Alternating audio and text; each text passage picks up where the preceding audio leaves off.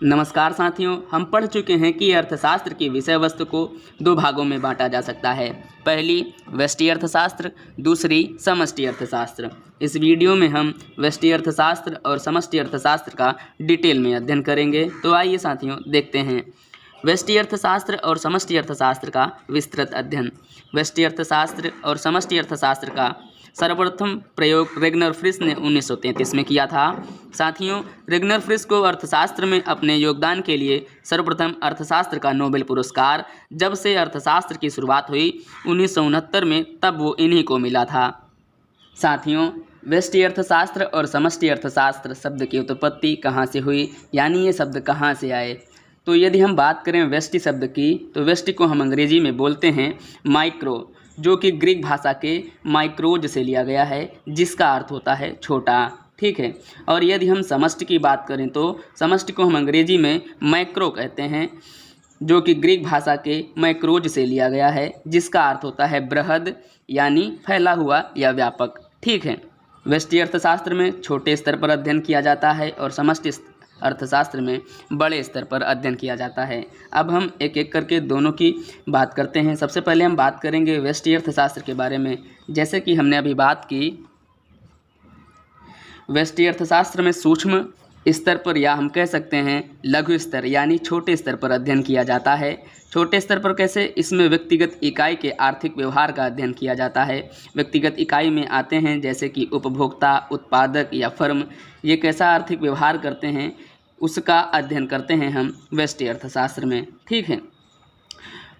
व्यष्टि अर्थशास्त्र का साथियों दूसरा नाम है कीमत सिद्धांत, क्योंकि इसमें मांग और पूर्ति के आधार पर कीमत यानी प्राइस का निर्धारण किया जाता है।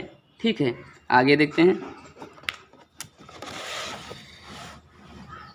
साथियों, इसमें जब व्यक्तिगत इकाई का यदि हम अध्ययन करते हैं तो उसका अध्ययन करते समय हमेशा कीमत को ध्यान में रखा जाता है। जैसे कि यदि हम उपभोक्ता की बात करें तो उपभोक्ता कीमत को ध्यान में रखकर उपभोग करेगा और अपनी संतुष्टि को अधिकतम करेगा। ठीक है।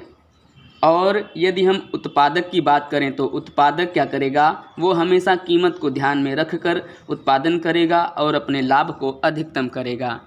इसके बाद हम अगर बात करते हैं वितरण की, तो वितरण करते समय हमेशा साधनों की कीमतों को ध्यान में रखकर वितरण किया जाता है। जैसे श्रम की कीमत मजदूरी होती है, पूंजी की कीमत ब्याज होती है, भूमि की कीमत लगान होती है और उद्यमी की कीमत लाभ होती है। ठीक है। साथियों, ये जो साधनों की कीमत होती है, इसको हम साधनों का प्रतिफल भी कहते हैं। ठीक। तो साथियों, ये सब इसलिए लिखे गए हैं ताकि आप अपनी कॉपी में इसको नोट कर लें, क्योंकि जब परीक्षा का समय आएगा तब आपको याद करने में आसानी होगी। और यदि आपको कुछ समझ में नहीं आता तो आप इस वीडियो को रोककर दोबारा देख सकते हैं, आपको अच्छे से समझ में आ जाएगा। अभी हमने बात की व्यष्टि की, अब किसकी बात करेंगे? समष्टि अर्थशास्त्र की। तो साथियों, समष्टि में हमने अभी बात की, इसमें व्यापक स्तर पर यानी बड़े स्तर पर अध्ययन किया जाता है। ठीक है। जिस प्रकार व्यष्टि अर्थशास्त्र का दूसरा नाम कीमत सिद्धांत है, उसी प्रकार समष्टि अर्थशास्त्र का दूसरा नाम आय व रोजगार सिद्धांत है, क्योंकि अर्थव्यवस्था में आय व्यय के निर्धारण का अध्ययन किया जाता है समष्टि अर्थशास्त्र में। ठीक है। समष्टि अर्थशास्त्र में इसमें समग्र स्तर पर यानी बड़े स्तर पर अध्ययन किया जाता है। दूसरा पॉइंट, इसमें व्यक्तिगत इकाई के पूरे समूह का अध्ययन किया जाता है, अर्थात देश की संपूर्ण अर्थव्यवस्था का इसके अंतर्गत अध्ययन किया जाता है। इसका दूसरा नाम सामान्य आय व रोजगार का सिद्धांत है। इसके द्वारा अर्थव्यवस्था में आय व रोजगार का निर्धारण किया जाता है। अब आगे बढ़ते हैं।